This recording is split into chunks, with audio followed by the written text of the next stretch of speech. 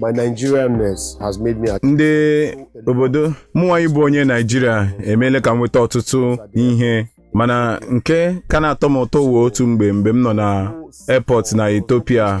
enweghị oche anyị ga-anọrọ maka ọtụtụ ndị mmadụ ndị nọ na ya bụ airport n'otu tabi anyị otu ụmụ nwaanyị ahụ m sị iwu onye Nigeria masị ha ha sị masị ha na ụmụ onye Nigeria ha sị ị nwere swag otu a ka ha kpọrọ m gaa ofu ebe ma ga-anọrọ ebe a maka na m onye Nigeria mana ha hụrụ ndị ọzọ ha aleghị ndị ha anya maka ha hụrụ m dịka onye Nigeria maka na m yi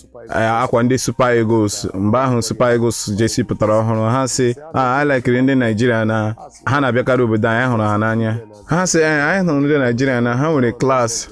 dịka m bikwa ebe ahụ dịka onye Nigeria ihe awa akụkọ nwere onwe m aha m Magnito